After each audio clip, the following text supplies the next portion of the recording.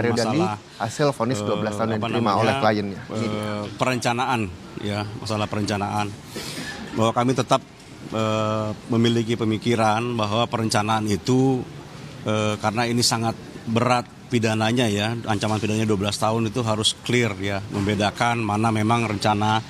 Karena kan kalau misalnya kita lihat dalam perkara ini perencanaannya itu kan haruslah sesuai, kalau pandangan kami ya, sesuai dengan kejadiannya. Tapi ternyata majelis memiliki pandangan yang lain, cuman kami tetap menghargai dan kami akan pikir-pikir terhadap itu. Nah, kalau untuk kaitannya dengan restitusi, kami sangat bersyukur paling tidak ada satu hal atau beberapa hal yang sejalan dengan pembelaan kami, ya, di mana majelis hakim tidak membebankan pidana tambahan, pidana kurungan ataupun penjara. Ya, karena memang hal tersebut tidak dimungkinkan berdasarkan undang-undang yang berlaku ya. Ya, yang kemudian juga kaitannya dengan restitusi yang sangat besar yang diberikan oleh LPSK, itu kami juga sangat senang sekali kalau majelis juga memiliki pandangan yang sama ya, karena angka yang sebelumnya 120 miliar itu saya rasa itu angka yang sangat fantastis, yang di luar juga dengan kebiasaan maupun juga hukum yang berlaku ya. Ya, saya nggak tahu apa yang mendorong sehingga LPSK bisa mengeluarkan angka tersebut, cuman kami sangat bersyukur kalau majelis sekarang sudah menyatakan bahwa angka tersebut tidak bisa dipergunakan ya, sehingga perhitungan yang diberikan oleh LPSK juga ditolak, dan kami berharap nanti ke depannya kita semua ya, siapapun itu, lembaga negara maupun penegak hukum bisa lebih menghormati hukum ya. LPSK dalam melakukan perhitungannya lebih bertanggung jawab lah. Karena ini juga menyangkut keadilan seperti yang saya sampaikan di awal. Ini bukan hanya keadilan untuk korban yang kami doakan selalu untuk cepat sembuh, tapi juga keadilan bagi pelaku yang akan menghadapi hukumannya. Penegasan saja berarti intinya apakah posisinya akan banding? Ya, karena memang ada hal-hal yang masih saya sampaikan tadi kami tidak sependapat ya. Dalam 7 hari ini kami akan berkonsultasi terus dengan Mario terutama dan keluarganya, apakah akan menyikapinya dengan banding ya, dengan perbedaan-perbedaan pendapat itu. Masih pikir-pikir. Angka 25,1 itu mampu tidak sebetulnya dengan membayar itu kalau dari Mario sendiri? Ya, yang pertama sebagaimana kita ketahui bahwa Mario sekarang tidak bekerja ya, dan tidak memiliki aset.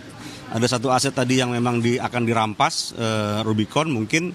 Selebihnya saya rasa tidak ada ya. Saya rasa tidak ada, dan juga tidak ada pihak ketiga yang dibebankan. Itu juga sebenarnya sudah sesuai dengan hukum ya.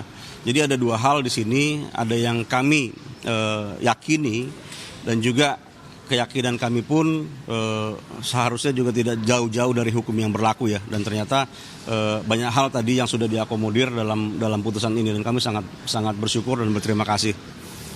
Hal-hal yang ya, pada intinya kalau misalnya ini dilanjutkan, tadi majelis juga bilang ya, kalau misalnya masih ada hak-hak dari korban untuk memulihkan itu ya, silakan aja. Cuman dari sisi kami andainya pun nanti ini akan banding ya, apakah jaksa maupun tim nasihat hukum, maka ini akan menjadi kosong-kosong lagi ya, kosong-kosong lagi, baik itu masalah pidana yang sudah dijatuhkan maupun restitusi yang sudah diputuskan ya. Artinya mungkin nanti di tahap-tahap berikutnya, di banding maupun di kasasi, akan ada putusan yang sama, berbeda, lebih ringan, lebih berat, ya kita tunggu aja di situ ya.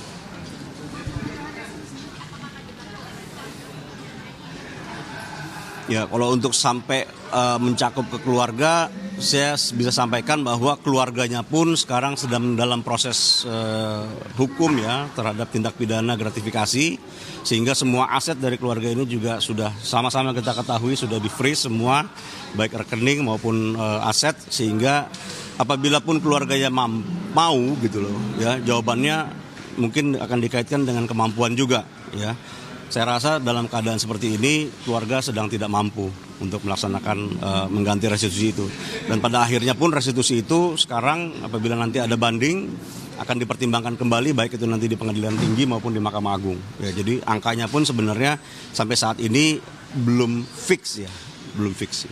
Soal Rubicon ini tadi disampaikan juga pertimbangan dari majelis hakim, ini posisi dari teman-teman yang tadi ya disuruh untuk membayar restitusi. Kalau untuk Rubicon ya saya rasa kita masih timbang-timbang lah ya, karena kan disampaikan oleh Mario ini bukan milik dia ya. Kalau misalnya sampai dengan itu harus dijual, apakah itu sesuai dengan hukum yang berlaku ya, tentunya nanti akan harus ada pengujian lain sampai dengan putusan ini nanti berkekuatan hukum tetap. Sampai tidak ada aspek meringankan, tadi tidak dikabulkan permohonan dari teman-teman di pledoi ataupun juga didukti aspek meringankan masalah usianya yang masih muda, masih berpotensi untuk berubah, itu tidak dipertimbangkan oleh majelis hakim. Jadi itu juga akan masuk dalam nota banding nanti. Artinya untuk masuk dalam nota banding atau enggak itu akan mengikuti nanti sikap kita ya, apakah banding atau tidak. Tapi yang pertama kami sampaikan itu adalah satu bagian yang tidak sesuai ya dengan apa yang kami sampaikan. Karena sebesar apapun ya perbuatan yang dilakukan oleh Mario itu tidak bisa menghilangkan fakta bahwa dia memang masih muda ya, dan masalah usia itu selalu dalam beberapa putusan yang sudah kita lewati atau kita dengar bersama itu selalu menjadi alasan yang meringankan ya, alasan yang meringankan. Tapi kalau misalnya di sini pun ternyata tidak dipertimbangkan sebagai alasan yang meringankan, ya saya hanya menyikapi itu sebagai perbedaan pendapat kami dengan majelis ya pada saat ini, dan kami harap nanti apabila nanti kami banding itu akan menjadi salah satu faktor yang dipertimbangkan sebagai hal yang meringankan, karena itu memang sudah tidak bisa dipungkiri lagi ya, sudah tidak dipungkiri lagi, termasuk Mario yang berterus terang baik itu dalam sikap di BAP dia disampaikan semua terbuka apa yang terjadi ya. Sampai detil-detil perkataannya yang pada saatnya dalam persidangan ini pun semua perkataan yang disampaikan itu yang menjadi dasar bagaimana pasal 355 perencanaan yang penganiayaan berat yang berencana itu bisa terbukti. Artinya kalau misalnya itu tidak, karena kan omongan-omongan itu kan hanya mereka yang tahu ya, tapi mereka Mario, saksi-saksi Shane semuanya menyampaikan apa adanya. Jadi keterbukaan, kejujuran juga saya rasa harus dinilai dengan, atau paling tidak dipertimbangkan lah sebagai suatu hal yang kooperatif, dan itu saya yakini sudah terjadi dalam kasus ini. Respon Mario tadi saat didengar putusannya tadi sama dengan tuntutan jaksa tadi ke teman-teman penasihat hukum? Ya kami memang sudah diantisipasi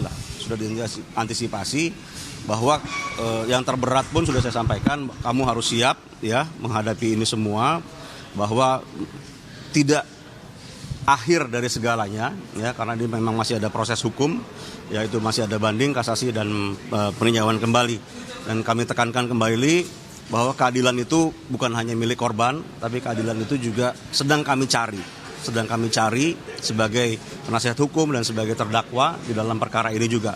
Mudah-mudahan apa yang sudah terjadi ini bisa menjadi pembelajaran untuk kita semua, sehingga nanti juga di kasus-kasus berikutnya penegakan hukum dapat dilakukan tanpa melanggar hukum itu sendiri. Karena kami awalnya sangat khawatir sekali